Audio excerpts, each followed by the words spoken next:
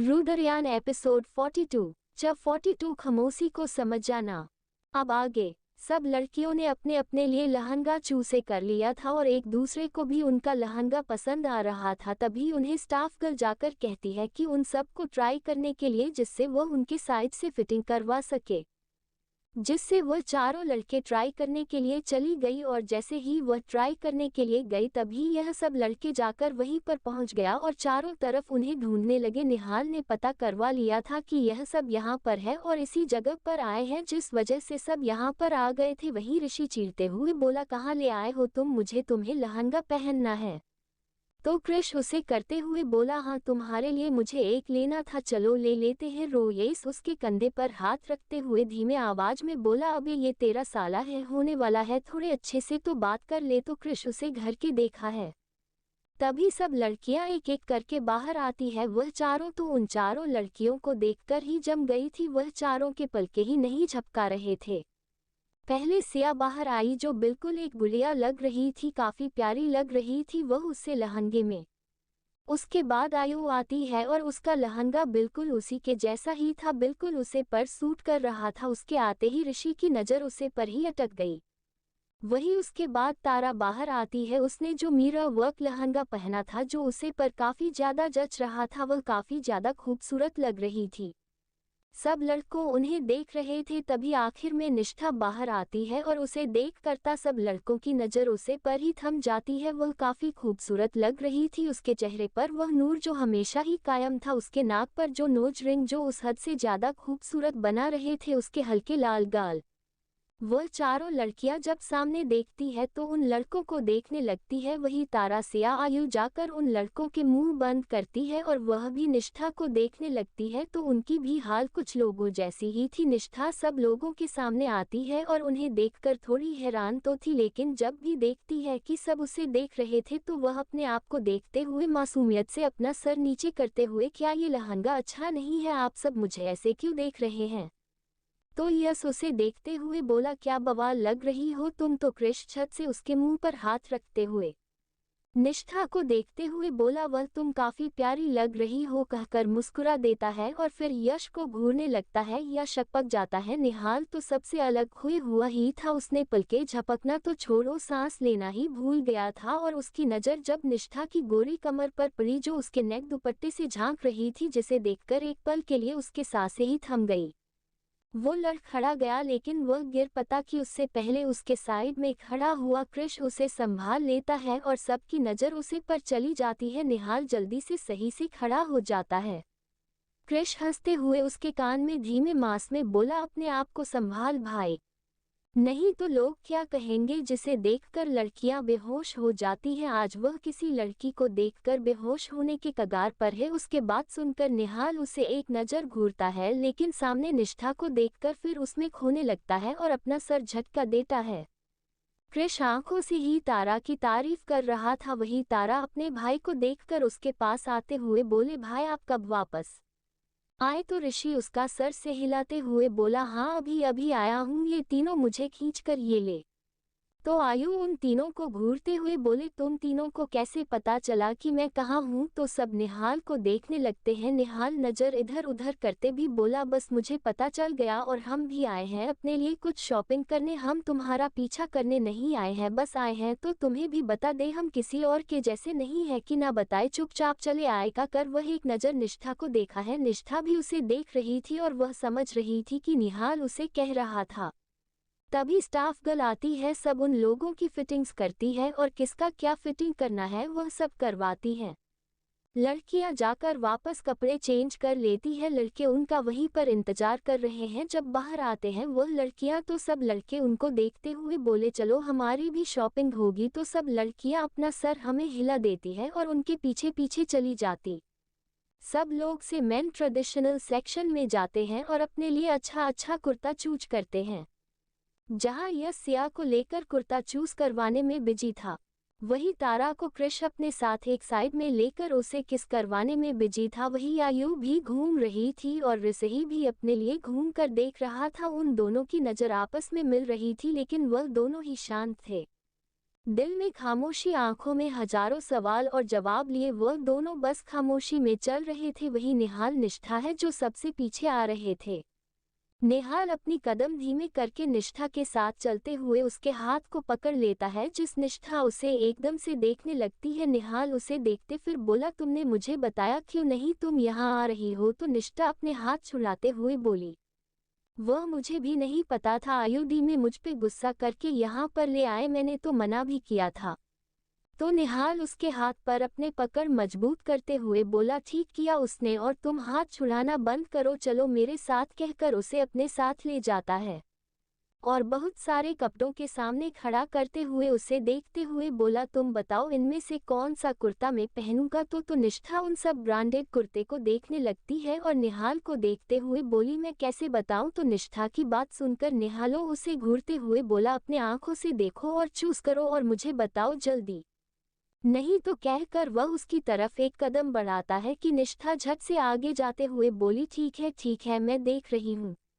निहाल उसकी हरकत से मुस्कुरा देता है। निष्ठा जाकर उसके लिए कपड़े चूसे करने लगती है और बहुत देखमव के बाद उसने एक सिंपल नेवी ब्लू कलर का कुर्ता चूसे किया जिस पर पॉकेट के पास बहुत बारीकी से रेड कलर की एम्ब्रॉयडरी हुई थी और साथ ही साथ बाजू में और नीचे में भी एम्ब्रॉयडरी हुई थी। वह बहुत ज़्यादा ब्रांडेड एक्सपेंसिव होने के साथ साथ बहुत खूबसूरत भी थी और निहाल पर बहुत ज़्यादा अच्छा लगता। उसके साथ ही ब्राउन कलर की पेंट जो निहाल पर जचता। निष्ठा को दोनों ही निहाल को दे देती है। निहाल जाकर जल्दी से उसे पहन कर आता है और निष्ठा को दिखाता है। निष्ठा के चेहरे पर मुस्कान आ जाती है उसे देखकर। निहाल निष्ठा को देखते हुए बोला, मुझे एक और ड्रेस ट्राई करनी है, तुम जरा उसे लेकर अंदर आओ। तो निष्ठा को भी लगता है इसकी शायद उसे ट्राई करनी होगी, जिस वजह से वह जिस ड्रेस को निहाल ने कहा उसे लेकर क्लोजेट के पास चली जाती है। वहीं अंदर निहाल अपने कपड़े चेंज कर लेता है और बाहर अपना हाथ बढ़ाते हुए बोला, तो निष्ठा वो ड्रेस उसे दे देती है। तो निहाल उसके हाथ को पकड़ एकदम से अंदर खींच लेता है जिसने निष्ठा एकदम अंदर आ जाती है और उससे टकरा जाती है और अपनी आंखें बड़े बड़े करते हुए उसे ही देखने लगती है। निहाल मुस्कुराते हुए उसे देख रहा था। निष्ठा झट से उसे दूर खड़ी होते हुए बोली, क्या कर रहे हैं? कहकर अपनी नजरें नीचे कर लेती है। निहाल उसे देखते हुए मुस्कुराते बोला, कुछ नहीं, मुझे बस कपड़े ट्राई करने थे और तुम्हारा हाथ तो गलती से मेरे हाथ में आ गया। आप कुछ नहीं और तुम आ ही गई हो तो कोई प्रॉब्लम नहीं है, तुम्हारे सामने ही चेंज कर लेता हूँ, तुम्हें कोई प्रॉब्लम है क्या? तो निहाल की बात सुनकर निष्ठा पीछे पलटते हुए बोली, नहीं मुझे बाहर जाना है। तो निहाल दरवाजे पर हाथ रखते हुए बोला, सच में बाहर जाना है? तो निष्ठा कुछ नहीं कहती अपना सर नीचे कर लेती है। निहाल उसके करीब जाकर उसको कमर से थाम कर अपने करीब करके उसके चेहरे को देखते हुए बोला, क्या हुआ? तुम मुझसे खुलकर कुछ कहती क्यों नहीं हो? तुम अगर कहोगी नहीं तो मैं जानूंगा कैसे तुम्हारे मन की बात? तो निष्ठा पलके झपका कर बोली, मुझे कहना नहीं आता। तो निहाल उसकी बाल को कान के पीछे करते हुए बोला, ठीक है तो अब से मैं कोशिश करूंगा तुम्हारी खामोशी को समझने की, लेकिन तुम्हें इसमें मेरा साथ तो देना होगा, दोगी ना तुम मेरा साथ? कहकर वह उसके चीन को पकड़ के ऊपर कर लेती है। निष्ठा अपनी आंखें बंद किए हुए थे, वह अपनी आंखें खोल लेती है और निहाल को देखने लगती है। उसे देखते हुए उसके चेहरे के करीब आने लगता है कि निष्ठा अपना सर नीचे कर लेती है। निहाल मुस्कुराते हुए उसे अपनी बाहों में भर लेता है। निष्ठा भी उसके पीठ पर हाथ रख लेती है जिससे निहाल के फेस पर स्माइल आ जाती है। वह उसे पर अपनी पकड़ और मजबूत कर देता है कि निष्ठा के मुंह से आह निकल जाती है। तो निहाल उसे दूर करता हुआ बोला, सॉरी थोड़ा एक्साइटेड हो गया था, तुम्हें दर्द हो रहा है कमर पर? तो निष्ठा अपने सर नीचे करते हुए बोली, हल्का दर्द है। तो निहाल उसे देखते फिर बोला, ठीक है तुम बाहर इंतजार करो। तो निष्ठा उसे ड्रेस देते हुए बोली, ये नहीं पहनना आपको? तो निहाल मुस्कुराते हुए बोला, नहीं ये तो बस तुम्हें अपने पास बुलाने के लिए कहा था मैंने, और तुमने जो चूज किया है वह वही ही पहन लूंगा, आखिर तुमने बहुत प्यार से मेरे लिए वह चूज किया था। तो निष्ठा एक नज़र उसे देखते हैं और बाहर आ जाती है। उसके चेहरे पर मुस्कान, दिल में धड़कन का शोर, मन में हजारे गीत एक साथ गुनगुनाने की आवाज में आ रही थी। सब लड़कों ने अपने लिए कपड़े चूसे किए थे और ऐसे ही सब लड़कियां भी अपने की ज़रूरत के सामान को चूज कर लेती है, लेकिन लड़कियों की शॉपिंग में काफ़ी टाइम लग गया था जिसे लड़का का मुंह देखने लायक था। सब लोग बाहर ही डिनर करके हॉस्टल के लिए निकल जाते हैं और फिर रात में रेस्ट करने लगते हैं। 2 दिन बाद उन लोगों को निकालना था। क्रिश के भाई की सगाई के लिए क्रिस भी सबके साथ ही जाने वाला था। ऐसे ही अगले 2 दिन भी निकल जाते हैं। इन 2 दिनों में सब कुछ नॉर्मल था। निहाल निष्ठा आपस में बहुत कम बातें कर रहे थे और निहाल उसके खामोशी का समझने की कोशिश कर रहा था, पर निष्ठा भी उसका साथ दे रही थी। वही तारा और क्रिश अपने सीक्रेट रिलेशनशिप को एंजॉय कर रहे थे। आयो और ऋषि की खामोशी अभी भी बरकरार थी। वही यश और सिया की दोस्ती भी खट्टी मीठी लड़ाइयों के बीच चल रही थी। आज शनिवार होने की वजह से हाफ डे था और सब लोगों को निकालना था क्रिश के घर के लिए, जो था जयपुर। सब लोग अपना काम खत्म करके जल्दी मेट्रो से जयपुर के लिए निकल जाते हैं। सब लोग मेट्रो से जाने वाले थे क्योंकि करीब 5 घंटे का सफर था और रास्ते में मेट्रो से उतरकर वह सब घर में चले जाते हैं। क्रिश के घर वालों ने पहले ही उन लोगों के लिए कार भिजवा दिए थे। आगे क्या होगा जानने के लिए बने रहे। रुद्रयान एपिसोड 43 43 जयपुर जाना। अब आगे वहां पर पहुंचने शाम के 7:30 गए थे। जैसे ही उनके कार गेट के अंदर एंटर करती है तो सब लोग आसपास देखते हैं। सब जगह काफी खूबसूरत था और चारों तरफ गार्डन था और सामने एक बहुत खूबसूरत सा बंगला, जिसे देखकर सब लोग देखते रह जाते हैं क्योंकि वह काफी खूबसूरत था। वहीं कर रुकते ही सब लोग उतर जाते हैं। सब लोग कार से उतर जाते हैं और सामने देखने लगते हैं। बस सब लोग अंदर चले जाते हैं। घर को बहुत सुंदर से सजाया गया था। क्रिश जाकर सबसे आगे अपने दरवाजे के पास खड़ा हो जाता है और बेल बजाता है। दरवाजा खोलने के लिए एक नौकर आते हैं। वह जैसे ही क्रिश को देखते हैं तो मुस्कुराते हुए उसे देखते फिर बोले, अरे क्रिश बाबा आप आ गए। तो क्रिश उन्हें देखकर मुस्कुरा देता है। फिर फोन नौकर जाकर सबको बुलाने लगता है। वही सब लोग आ गए थे। क्रिश की माँ जब जाकर क्रिश को देखते हैं तो उसे देखकर मुस्कुराने लगती है। रानी जी जो क्रिश की माँ है वह क्रिश देखते हैं, फिर आसपास देखते हुए बोली, अरे मेरा प्यारा बेटा कहाँ है। ये कहते ही सब लोग क्रिश को देखने लगे, लेकिन क्रिश को पता था कि उसकी माँ उसकी बात नहीं कर रही है। तभी पीछे से निहाल की आवाज आई, मैं यहाँ हूँ। तो सब लोग साइड हो जाते हैं। निहाल कर क्रिश के माँ के पैर छूता है और उनके गले लग जाता है। रानी जी मुस्कुराते हुए उसका सर को चूमते हुए बोली, मेरा राजा बेटा कैसा है। तू तो दुबला हो गया है, कितना अच्छे से ध्यान नहीं रखना तू अपनी।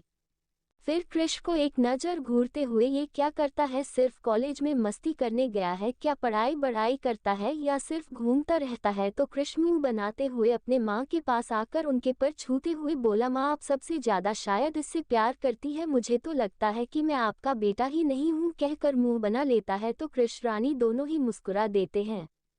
तभी फिर रानी जी की नज़र सब पर जाती है। वह सबको पहचानती थी, सिर्फ तारा, ऋषि, सिया और निष्ठा को छोड़कर वह इन चारों को देखने लगती है। उनकी नज़र तो निष्ठा के चेहरे पर रुकी जाती है। सिर्फ उसकी नहीं, घर में जो भी सदस्य थे सबकी नज़र निष्ठा पर रखी गई। वह चारों लड़कियों दिखने में तो एक से बढ़कर एक थी, लेकिन निष्ठा के सादगी की मासूमियत, इसके चेहरे की रौनक उसे सबसे अलग बना रही थी।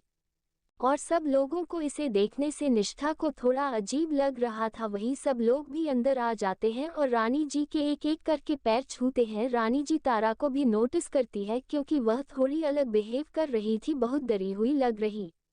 रानी उसके हाथ को पकड़ते हुए बोली, बेटा क्या हुआ, तुम परेशान लग रही हो। तो तारा एक नज़र क्रिश को देखते हैं, फिर अपना सर नीचे करते हुए बोले, नहीं मैं ठीक हूँ कहकर साइड हो जाती है। फिर निष्ठा कर उनके पैर छूती है तो वह निष्ठा के सर का सहलाने लगती है। वह उसके चेहरे को थामते हुए बोली, तुम बहुत प्यारी हो, बिल्कुल गुड़िया की तरह।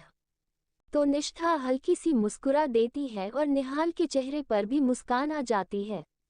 निहाल रानी जी को देखते हुए बोला, अरे मासी आपने बताया नहीं कि आपने मेरे लिए क्या क्या खाना बनाया है, मुझे बहुत तेज भूख लगी है। तो तभी पीछे से आवाज आई, बरखुरदार हमसे भी तो मिल लीजिए, सिर्फ अपनी मासी से ही मिलेंगे। तो वह पीछे पलटते हैं तो सब परिवार वहां पर खड़े थे। वहां पर प्रदीप जी खड़े थे और उनके बड़े भाई दीपक जी, उनके बगल में उनकी पत्नी दीप्ति जी और उनके बड़े बेटे जिनकी सगाई होने वाली थी सुमित। निहाल जाकर उन सबके पर छोटा है और उसके पीछे पीछे क्रिश और बाकी सब जाकर उन सबके पैरों का आशीर्वाद लेते हैं। घर में इतने सारे बच्चों को देखकर वह सब लोग काफी ज्यादा खुश थे। दीपक जी मुस्कुराते पर बोले, अभी लगा कि कुछ शादी का माहौल है, नहीं तो बिल्कुल सोना पड़ गया था मेरा घर। फिर वह कृष का निहाल के सर पर हाथ फेरते हुए बोले, इन दोनों बच्चों अपने साथ इतने सारे बच्चों को लाकर दिल खुश कर दिया, कहकर सबको एक नज़र देखने हैं। सब भी उन्हें देखकर मुस्कुरा देते हैं। दीप्ति जी सबको देखकर मुस्कुराते हुए बोली, अच्छा बेट चाहिए, सब काफी थक गए होंगे आकर, कहकर पर सब लोगों को बैठने के लिए कहती है। सब बैठ जाते हैं। वह नौकरों से कहकर सबके लिए पानी और जूस मंगवाती है और सब लोगों को देती है। सब लोग मुस्कुराते हुए पानी पी लेते हैं और वहीं पर बैठ जाते हैं। और तभी दीपक जी प्रदीप जी को देखते फिर बोले, अरे प्रदीप, तुम तो सबसे मिल चुके हो, तो बताओ कौन कौन है इन सब, उनके नाम बताओ मुझे तो किसी के बारे में कुछ भी नहीं पता। तो वह मुस्कुराते हुए सबको देखने लगे। फिर बोले, अरे भाई, आप तो निहाल यशायु को पहचानते हैं? तो वह मुस्कुराते हुए बोले, हाँ हाँ, इन्हें कैसे मैं पहचानूं, इनकी शरारतें भूलने लायक है क्या। वह सब मुस्कुरा देते हैं। फिर वह आगे बोले, ऋषि की तरफ इशारा करते हुए, यह इन सब के एक और दोस्त से। फिर तारा की तरफ इशारा करते हुए, ये ऋषि के बहन तारा और इन सब की दोस्त। फिर सिया क्यों दिखाते हुए ये कहकर वह रुक जाते हैं, क्योंकि वह सिया से नहीं मिली थी। तो कृष अपने पापा को देखते फिर बोले, पापा, ये सिया है, हमारे दोस्त है, आप इसे नहीं मिले, जिस वजह से आप इन्हें नहीं जानते। तो सिया भी मुस्कुराकर उन्हें देखते हैं। तो वह बोले, हाँ हाँ, मैं इस बच्चे से नहीं मिला था। फिर वह निष्ठा को देखते हुए बोले, यह है, ये काफी ज्यादा समझदार है, पता है इसमें दिल्ली में टॉप किया था और रिकॉर्ड भी ब्रेक किया है, बहुत टैलेंटेड है बच्ची, कहकर मुस्कुरा देते हैं। वही सब लोग निष्ठा को देखते हैं, उसकी मासूमियत, सबकी, उसका भोलापन जो सबको उसकी तरफ आकर्षण कर रहा था, और साथ ही साथ उसकी इतनी तारीफ सुनकर भी सब लोग मुस्कुराने लगे। निष्ठा को तो इतने सारे लोगों से बात करने में भी डर लग रहा था, वह अपना सर नीचे की यही चुपचाप बैठी हुई थी। वह लोग और बात करते कि तभी पीछे से कड़क आवाज आई, इतनी रात में यहाँ पर क्या हो रहा है, खाना खाने का समय नहीं हुआ क्या अब तक। तो सब लोगों को जो बैठे हुए थे एकदम से खड़े हो जाते हैं। वहीं दीप्ति जी और रानी जी अपना सर पर पल्लू कर लेते हैं। बुजुर्ग औरत चलकर आती है, ये है दीपक जी और प्रदीप जी के मन, जो पुराने ख्यालात की है और उनकी सोच भी वही धक्यानुशी है। तो वो यहाँ पर आती है। उनके आते ही निष्ठा, आयु और बाकी सब लड़कियां और लड़के भी खड़े हो जाते हैं। वही आकर सब लोगों को एक नज़र घूरते हैं कि तभी सुमित उनके पास जाकर उन्हें पकड़ते हुए बोला, दादी आप नीचे क्यों आई, हम आपका खाना भिजवा देते। तो वह अपने पोते को एक नज़र देखते हुए बोले, कल तुम्हारी सगाई है, बहुत से काम होंगे, मुझे सब कुछ देखना होगा, तुम तो अपनी पसंद से लकड़ी चुनकर ले आए, आगे तो सब कुछ हमें ही करना होगा। उनके बात सुनकर सुमित कुछ नहीं कहता। तो वह सब लोगों को देखते हैं, हम सब लड़कों को घूरते हैं जिन लोगों ने फटे हुए जीन्स पहने थे। वह उन लड़कों को घूरते हुए बोली, यह कैसे कपड़े पहने हैं। फिर कृष को देखते हुए बोले, तुम भी इन लोगों के साथ रहते रहते ये कैसे फटे कपड़े पहनकर आ गए, तुम्हारा बाप तुम्हें पैसा नहीं देता क्या, कहकर वह एक नज़र अपने बेटे को घूरते हैं। प्रदीप जी क्या कहे, वह कुछ समझ नहीं पा रहे थे।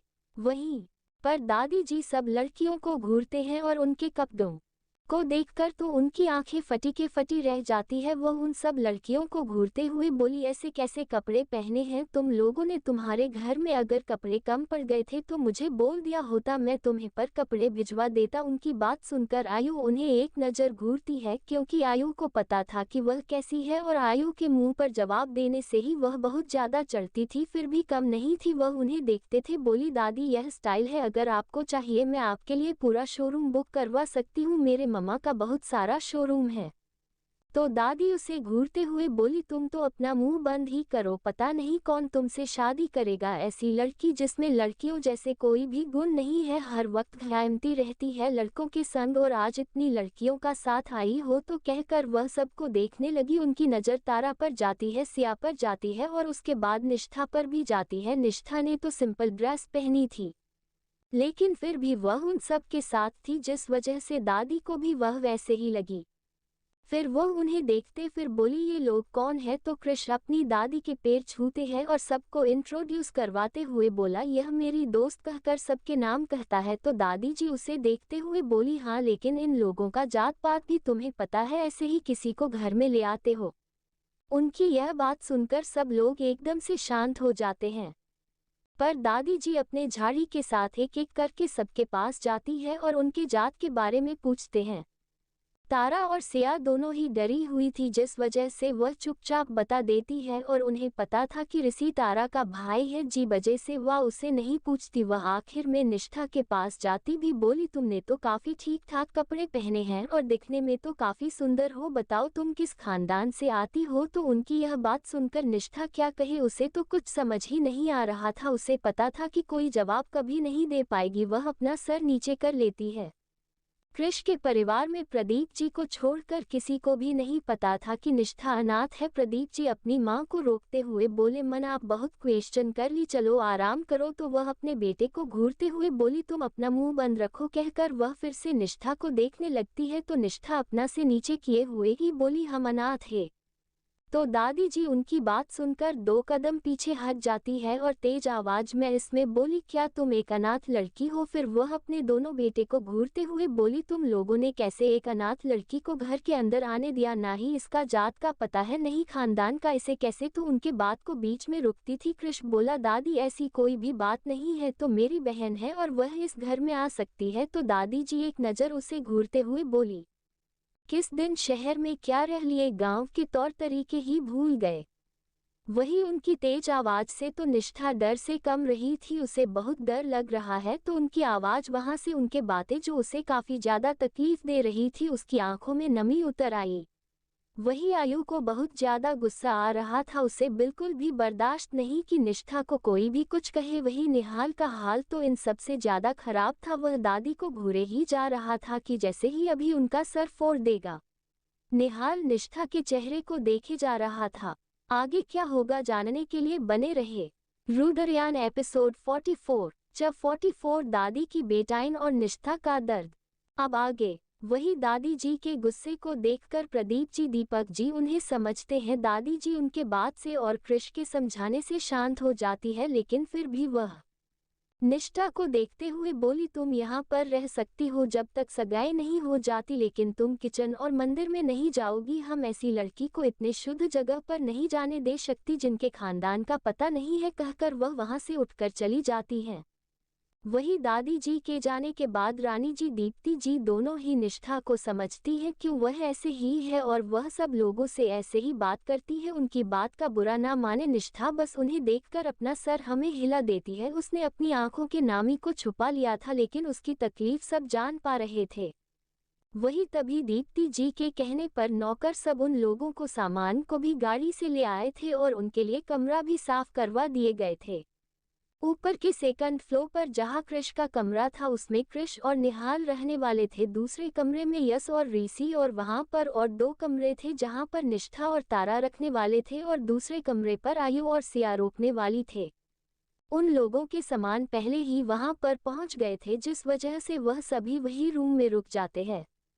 तारा और निष्ठा जैसे ही कमरे के अंदर आती है, तारा झट से दरवाजा बंद करते हुए गहरी सांस लेती भी बोली है, भगवान, कृष की दादी कैसी है, ऐसी भी दादी होती है, मेरी दादी तो कितनी क्यूट थी, मुझे तो अभी डर लग रहा है। निष्ठा जाकर चुपचाप गुमसुम बेड पर बैठ जाती है। तारा जाकर उसे गले लगाते हुए बोली, तुम सैड क्यों होती हो, पता है तुम हंसती हुई काफी क्यूट लगती हो और बहुत ज्यादा प्यारी भी, तुम्हारी मुस्कुराहट पर तो हर कोई दिल हार जाए, इतनी प्यारी मुस्कुराहट है, इस पर इतनी उदासी अच्छी नहीं लगती।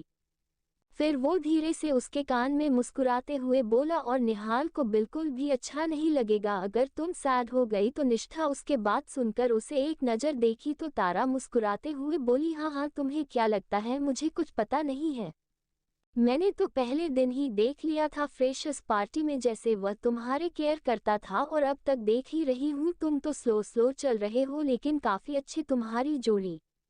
वो ये कह ही रही थी कि दरवाजे पर नोक होता है, तो वो जाकर दरवाजा खोलते ही के सामने निहाल था। वह उसे देखकर मुस्कुराते हुए बोली, निहाल तुम यहाँ पर और निष्ठा से बात करनी है। तो निहाल अपना सर हाँ महिला देता है, तो वह देखी है कि निहाल थोड़ा सीरियस है, तो वो चुपचाप अपने कपड़े लेकर बोली, मैं बाथरूम जा रही हूँ, कहकर वह वॉशरूम में चली जाती है। वही उसके जाने के बाद निकाल दरवाजा बंद कर देता है और निष्ठा के पास आ जाता है और उसके हाथ को पकड़ते हुए बोला, क्या हुआ, तुम शांत हो। तो निष्ठा कुछ नहीं बोलते निहाल उसके सर को सहलाते हुए उसे देखते हुए बोला, दादी के बात का बुरा लगा तो निष्ठा सर नीचे किए हुए अपना सर हाँ में हिला देती है। निहाल उसके सर को ऊपर उठाकर उसके माथे को चूमते हुए उसे अपने सीने से लगाते हुए बोला, किसी की बात को मत सुनो, तुम्हें किसी से भी फर्क नहीं पड़ना चाहिए, तुम स्ट्रांग हो और किसी के कहने से तुम कमजोर नहीं हो सकती। तो निष्ठा धीमे आवाज में बोली, पर उन्होंने कुछ गलत तो नहीं कहा ना? तो निहाल उसके होठों पर उंगली रखते हुए बोला, शशि एकदम शांत, कुछ मत सोचो। फिर उसे देखते फिर बोला, पता है कल पापा आ रहे हैं, तुम उनसे मिलना चाहोगी? तो निष्ठा एक नज़र उसे देखते हैं तो निहाल एक साइड होते हुए उसे देखते हुए बोला, मुझे तो लगता है तो मम्मा को काफ़ी पसंद आओगी, पता है मम्मा काफ़ी स्ट्रिक्ट है लेकिन प्यारी भी है। तो निहाल ऐसे ही कुछ उलझुल बातें करता रहा जिससे वे निष्ठा का मूड ठीक कर सके और निष्ठा भी कुछ देर में थोड़ी नॉर्मल हो जाती है। निहाल कुछ और कहता कि तभी तारा बाहर आती है और उन दोनों को देखते हैं। फिर बाहर जाते हुए बोली, मैं कृष के कमरे में जा रही हूँ, आप अपना कंटिन्यू कीजिए। कहकर चली जाती है। उसके जाने के बाद निहाल निष्ठा को देखते हुए बोला, मैं जाऊँ? निष्ठा कुछ नहीं कहती और चुपचाप बैठ जाती है। निहाल कुछ और कहता कि तभी तारा बाहर आती है और उन दोनों को देखते हैं। फिर बाहर जाते हुए बोली, मैं कृष के कमरे में जा रही हूँ, आप अपना कंटिन्यू कीजिए। कहकर चली जाती है। उसके जाने के बाद निहाल निष्ठा को देखते हुए बोला, मैं जाऊँ? निष्ठा कुछ नहीं कहती और चुपचाप बैठ जाती है। निहाल जैसे उठने लगा तो निष्ठा उसके हाथ को पकड़ लेती है तो निहाल से देखते हुए उसके पास बैठे हुए बोला, क्या सच में तुम मुझे अपने पास बैठा रही हो? तो निष्ठा कुछ नहीं कहती, बस उसके कंधे पर अपना सर रख लेती है। निहाल उसके गाल को सहलाते हुए बोला, क्या हुआ? निष्ठा अपने आंख बंद करती है, उसकी आंखों में हल्की नमी आ जाती है। निहाल उसके आंसू को पूछते हुए उसके सामने घुटनों के बल बैठ जाता है और उसके दोनों चेहरे को थामते हुए बोला, रोना बंद करो, तुम्हारी आंखों में मुझे आंसू बिल्कुल भी पसंद नहीं है। और फिर उसके कान में धीरे से बोला, अगर तुम कहो तो मैं दादी के सर को फोड़ दूं या उनके खाने में पेट खराब होने वाली दवाई मिला दूं, जो कहो कि मैं वही करूंगा, नहीं तो आयु को बता दूं और आयु उनकी जो हालत करे कि वह हो तुम तो सोच भी नहीं सकती। तो उसकी बात सुनकर निष्ठा उसे देखते हैं, उसे कर उसके हंसी निकल जाती है। अपने हंसी को रोकते फिर बोली, नहीं कुछ करने की जरूरत नहीं है। तो निहाल उसके चेहरे को थामते हुए बोला, हाँ तुम्हारे चेहरे पर ऐसे ही हंसी मुझे पसंद है। कहकर उसके चेहरे की ओर देखने लगा और उसके चेहरे के ओर भी बढ़ने लगा, जिसे निष्ठा की सांसें एकदम से तेज हो जाती है। निहाल उसके चेहरे के पास जाकर उसके गाल में एक किस कर देता है और उससे दूर हो जाता है और उसके चेहरे को देखने लगता है। जो एक पल में ही निष्ठा का गाल लाल हो गया था, वह उसके गाल को रब करते हुए बोला, तुम कितनी जल्दी शर्मा जाती हो, देखो तो तुम्हारे गाल को टमाटर जैसे हो गए हैं। फिर उसके हाथों को थामकर थोड़ी शरारती लेजर में बोला, अगर गाल में किस करने से तुम्हारा ये रिएक्शन होता तो होठों पर तो। उसकी बात सुनकर निष्ठा उसे हाथ छुड़ाकर उठने की कोशिश करती है तो निहाल उसे जाने देता है। निष्ठा कपड़े लेकर वॉशरूम में चली जाती है, वहीं निहाल सीटी मारते हुए बाहर आ जाता है। उसकी धड़कन भी तेज थी। वो बाहर आते हुए गहरी सांस लेते हुए अपने दिल पर हाथ रख लेता है और अपने आप से ही बोला, भगवान उसके सामने तो बड़ा हीरो बन जाता हूँ, सब कुछ कर लेता हूँ अकेले में सोचने से भी, कहकर अपना सर झटकते लगता है। फिर अपने आप से ही बोला, जो कुछ भी हो। निष्ठा के चेहरे पर मुस्कान तो वापस आ गई, मैं उसे कभी उदास होते भी नहीं देख सकता, पता नहीं क्या है, बस वह मेरी सांसों में रूह में बस चुकी है।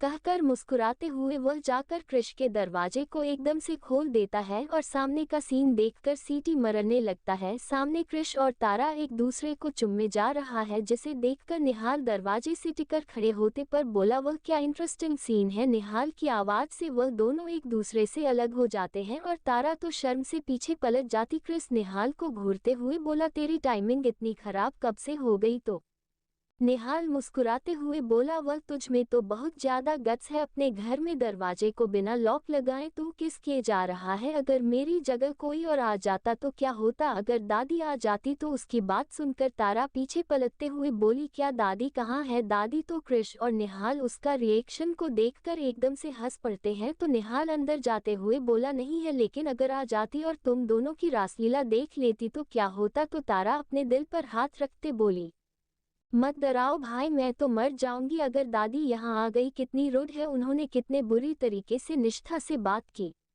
वो कितनी उदास हो गई थी। तो उसकी बात सुनकर कृष भी सर हमें लेते हुए बोला, हाँ दादी ने बिल्कुल भी सही नहीं, उन्हें निशिता से इस बात करनी नहीं चाहिए थे, लेकिन वह तो है ही ऐसी। तो तारा निहाल को देखते हुए बोले, क्या तुमने निष्ठा से बात की, वह ठीक है? तो निहाल उसे देखते हुए बोला, हम ठीक है। तो कृष मुस्कुराते हुए बोला, हाँ इसने तो उसका मूड ठीक कर दिया होगा, मुझे तो लगता है ये उसका पर्सनल बॉडीगार्ड बन गया है। तो तारा कृष को एक नज़र घूरते हुए बोली, अच्छा है आखिर निहाल निष्ठा को खुश तो कर देते हैं। तो कृष तारा को घूरते हुए बोला, क्या मैं तुम्हें खुश नहीं करता? तो तारा वहां से जाते हुए बोली, किसे पता? उसे जाते हुए देखकर कृष अपने आप से ही बोला, किसे पता मतलब मैं इसे खुश करने के लिए क्या करूं? तो निहाल उसके कान में कुछ कहता है, जिसे सुनकर कृष उसे धक्का देते हुए बोला, अपने आइडिया अपने पास रखा, इतने गंदे ख्याल तो मुझे भी कभी नहीं आए, तेरा कितना गंदा दिमाग है। तो निहाल बेड पर लेटे हुए बोला, मेरा दिमाग गंदा नहीं है, तू उससे नेगेटिव सोच रहा है, इसमें तेरी प्रॉब्लम है, मैं तो बस। कृष उसे रोकते हुए बोला, हाँ तू तेरा बस वहीं पर रोक दे और चल फ्रेश होकर नीचे जल्दी से डिनर करने, नहीं तो दादी का प्रवचन फिर से स्टार्ट हो जाएगा। सब लोग कुछ देर में फ्रेश हो जाते हैं और नाइट ड्रेस पहनकर नीचे आ जाते हैं। दादी को समझा बूझकर सुमित ने कमरे में ही खिला दिया था खाना और वह सब डाइनिंग टेबल पर बैठे हुए थे।